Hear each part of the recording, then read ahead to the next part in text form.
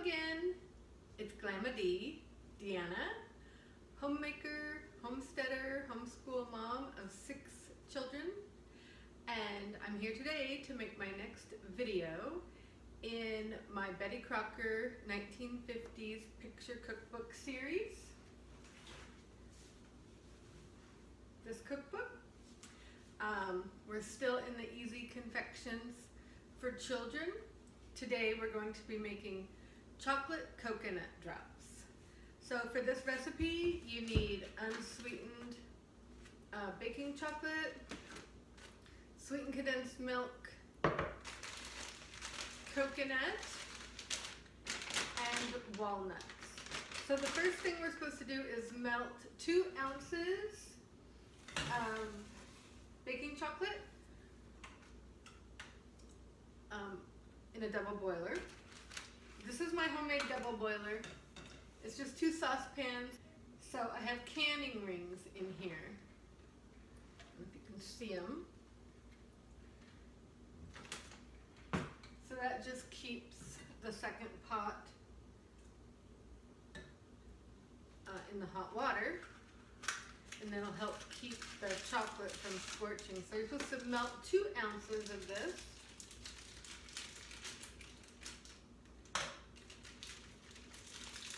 Unsweetened baking chocolate.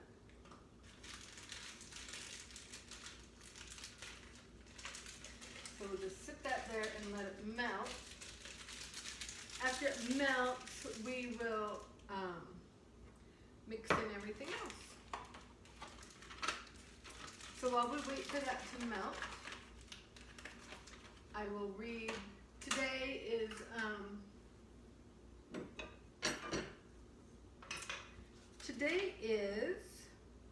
Substitutions, and I'll type this up and put it in,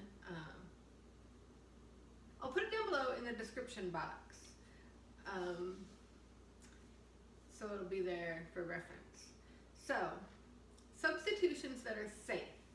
It's best to use ingredients the recipe recommends, but if you have to substitute, this list solution lends. They always have a little poem or rhyme here on these information pages. Okay, so for 1 cup sifted all-purpose flour, you could use 1 cup plus 2 tablespoons of cake flour. They do list the brand names, Gold Medal, Soft Silk, but you know, brand names don't matter. That's just tied to the Betty Crocker. But so if you need a cup of sifted cake flour, you could substitute 1 cup minus 2 tablespoons of all-purpose flour.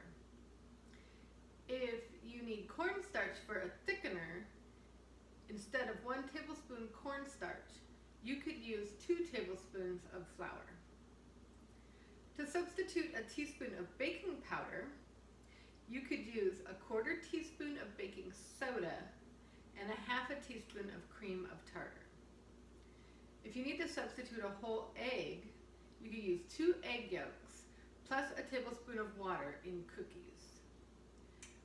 If you're doing custards and you need to substitute a whole egg, you can just use the 2 egg yolks.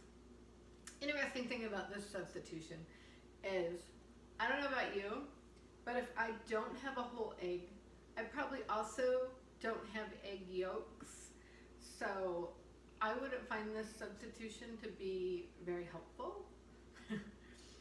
But anyways, going on. They have several substitutions for a cup of milk.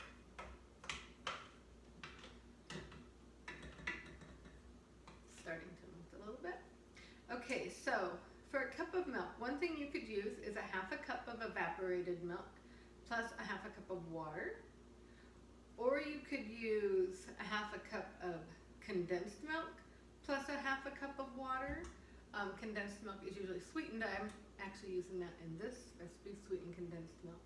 So if you use that substitution, you'd have to reduce the sugar. Another substitute for a cup of milk would be 4 tablespoons of powdered milk plus a cup cup of water, or you could use a cup of sour milk or buttermilk, plus a half a teaspoon of baking soda, and decrease the baking powder by 2 teaspoons. If you need to substitute a cup of sour milk or buttermilk, you could use 1 cup sweet milk mixed with a teaspoon lemon juice or vinegar stirred into it. I actually use that substitution a lot when the recipe calls for buttermilk, because that's in the past not something I've had on hand, because I don't use recipes that call for it very often. But if it did, it's really easy. You just put a tablespoon of vinegar and then you put in milk, so it measures 1 cup, and then you have your sour milk. For a square of unsweetened baking chocolate, like what I'm using today, if you don't have that, you could use 2 to 3 tablespoons of unsweetened cocoa powder and a tablespoon of shortening. To substitute for a cup of honey, you could use 3/4 cup sugar plus a 1/4 cup of liquid. If you need to substitute for a cup of sugar, you could use a cup of honey or syrup, and then reduce the liquid in the recipe, 1/4 cup. If you need brown sugar, a cup of brown sugar, you can substitute a cup of granulated sugar. Now it just says plain granulated sugar, but what I typically do if I'm out of brown sugar is I'll use a cup of granulated sugar, but then I'll also add like a tablespoon of molasses to the recipe. So that's how I substitute brown sugar. And then if you need to substitute a cup of canned tomatoes, you can use about 1 1/3 cups of cut up fresh tomatoes that you then simmer for 10 minutes. Okay, and then it talks about reducing and increasing the recipes, which is pretty basic. It says to make half of a recipe, use exactly 1/2 the amount of each ingredient. If the divided recipe calls for less than 1 egg, beat up the whole egg and measure it with a tablespoon, and then use half of the amount. Baking pans used for half recipes of muffins, pies, etc. should measure about half the area for those of the whole recipe. Approximate baking time and oven temperature usually stay the same. To increase recipes, use exactly twice the amount of each ingredient. If the increased recipe calls for uneven amounts of flour, liquid, eggs, etc., see page 123 for diagrams on measuring fractions, which I actually marked that page so I could show you the diagram for measuring. Is at the bottom of this page here. So it says, easy to measure fractions if you know your cups when a recipe calls for 3/8, 5/8, or 7/8. For 3/8 of a cup, it's a 1/4 cup plus 2 tablespoons, or halfway between, and that's what this picture shows. For 5/8 of a cup, it's a 1/2 cup plus 2 tablespoons, or halfway between 1/2 cup and 3/4 cup, as shown in the middle picture. And then for 7/8 of a cup, you would measure 3/4 cup plus 2 tablespoons, or halfway between 3/4 cup and 1 cup, as in this picture.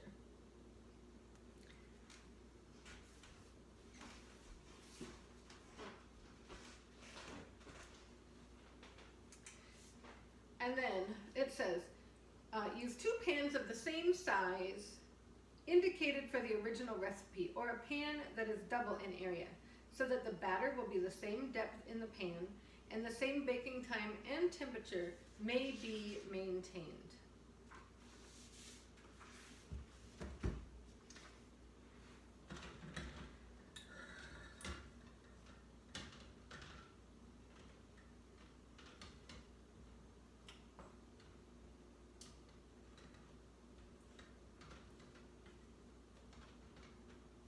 Very close to melted.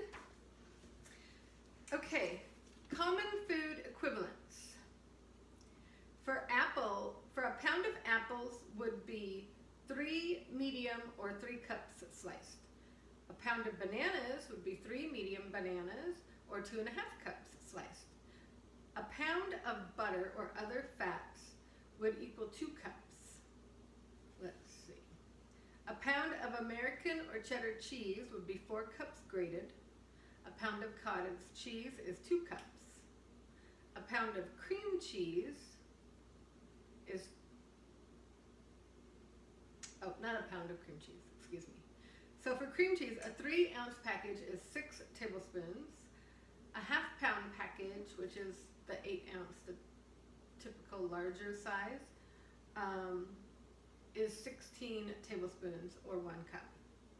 Unsweetened chocolate, a half a pound is 8 1-ounce squares. A pound of shredded coconut is 5 cups. A pound of ground coffee is 80 tablespoons. A pint of heavy cream is 2 cups, which would equal 4 cups whipped. A pound of all-purpose flour is 4 cups when sifted. A pound of cake flour is 4.5 cups when sifted. Turn that down. A pound of whole wheat flour is 3.5 cups. And a pound of rye flour is 4.5 to 5 cups. A medium-sized lemon, 1, will give you 2 to 3 tablespoons of juice, and the grated rind of 1 lemon would be 1.5 to 3 teaspoons. A quarter pound of marshmallows equals 16 marshmallows. A medium-sized orange, 1, will give you 1/3 to 1/2 of a cup of juice, and 1 to 2 tablespoons of grated rind. Granulated sugar, a pound, is 2 cups. A pound of brown sugar is 2¼ cups firmly packed. A pound of confectioner's sugar is 3.5 cups sifted, and a pound of powdered sugar is 2⅓ cups. I'm going to have to look this up too, and if I find any information, I'll put it down in the description box below, but I always thought confectioner's sugar and powdered sugar were the same thing. But here they're saying a pound of confectioner's is 3.5 cups, and a pound of powdered is 2⅓ cups. So that's almost a full cup different. So I'm going to have to look that up. So now this chocolate is all melted. So we're going to mix in the other ingredients.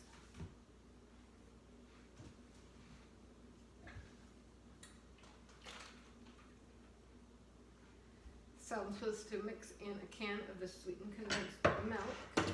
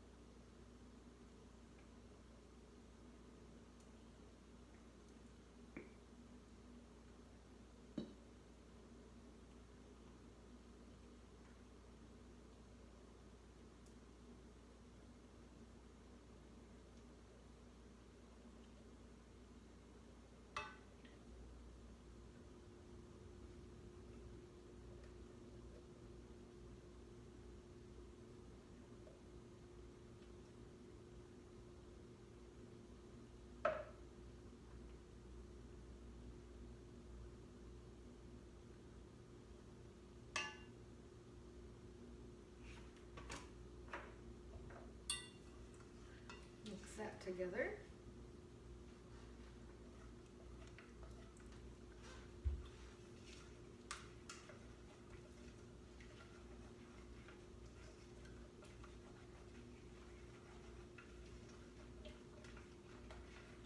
And then 1/2 cup of walnuts. I'm going to mix those in next.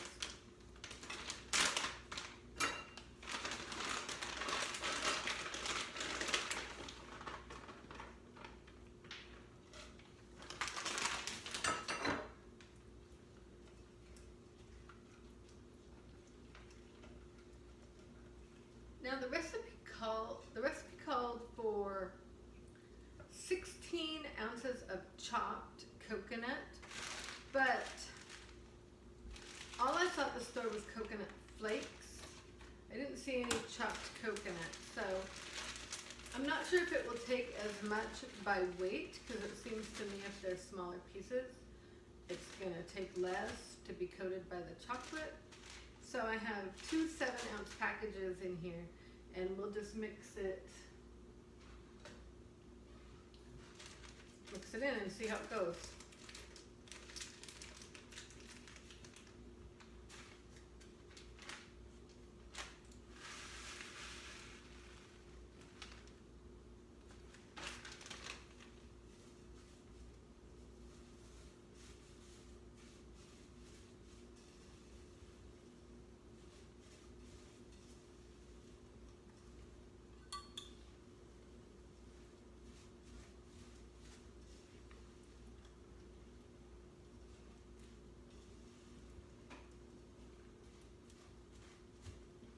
I'm not sure if you'll mix in more than one.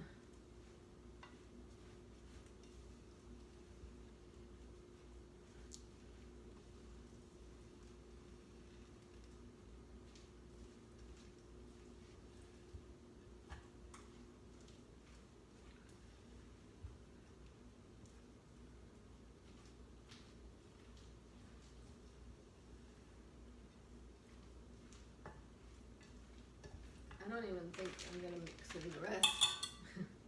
This seems pretty thick.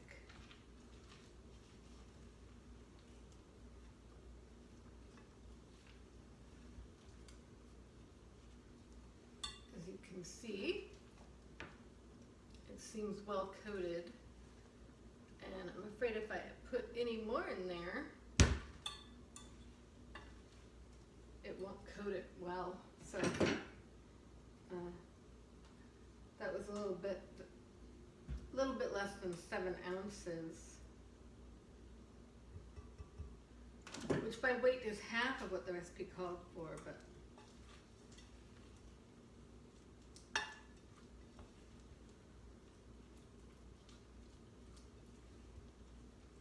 don't know. Maybe I can mix the rest of it. But I'm not going to put that in there. I'm sure that'll be too much.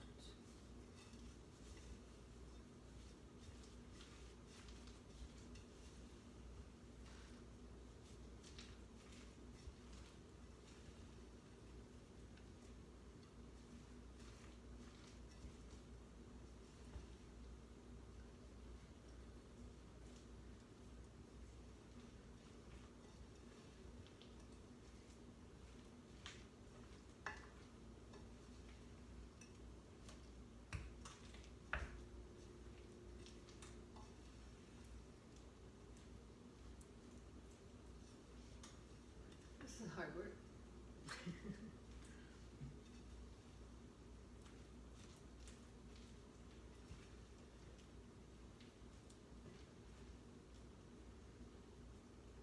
Okay, I think that's mixed in pretty good.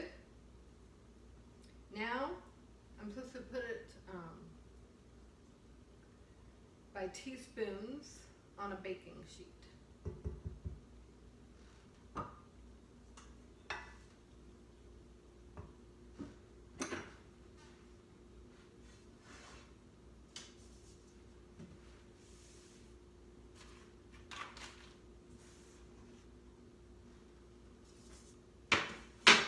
It says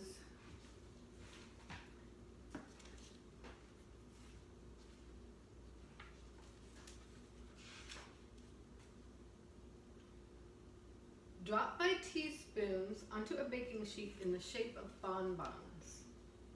Isn't that just round? Bonbons? So.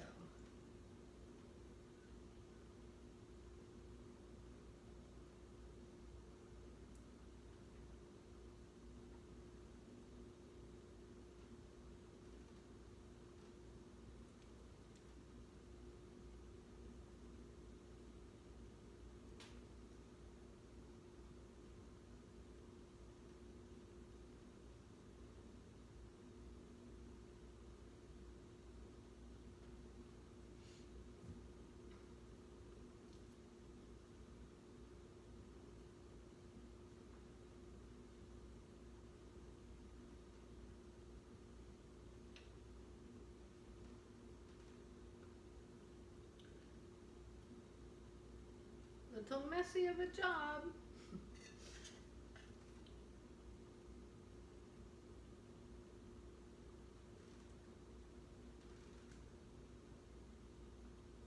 That's too big.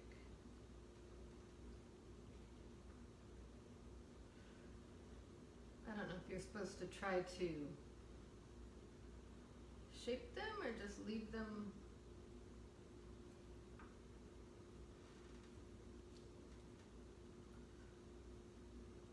I'm gonna go with just leaving them. Not try to make them little perfectly round.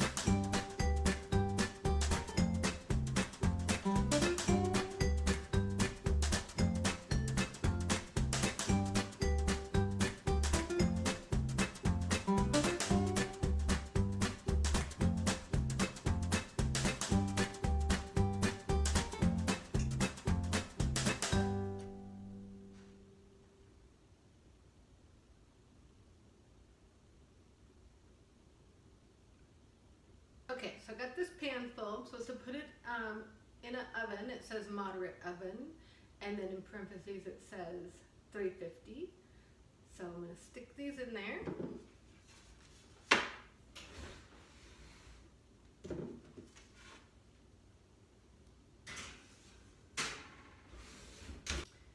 Okay, so the recipe says, place it in moderate oven, turn off heat, and leave until candy has a glazed appearance. So I'm going to turn it off and we will check on it in a few minutes. Okay, so it's been almost 20 minutes and it says to leave in the oven for 15 to 20 minutes until it has a glazed appearance. So we'll take these out and check them.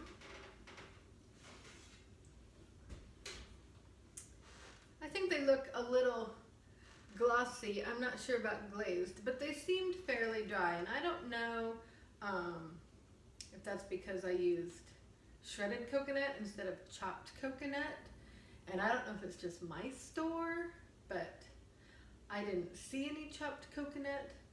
I don't usually buy coconut, so I don't even know if chopped coconut is a thing that's easy to find. So I just picked up the shredded, but they look a little glossy. I think these will be great. We'll let them cool. I'm sure the kids are gonna love them. So that is today's recipe. Thank you so much for watching. If you haven't subscribed to my channel, subscribe if you liked watching this, and you can follow my journey as I cook through the Betty Crocker picture cookbook. Right now we're doing easy confections for children. Next week will be molasses patties. So be sure to tune in for that. Thank you so much for watching. Have a great day.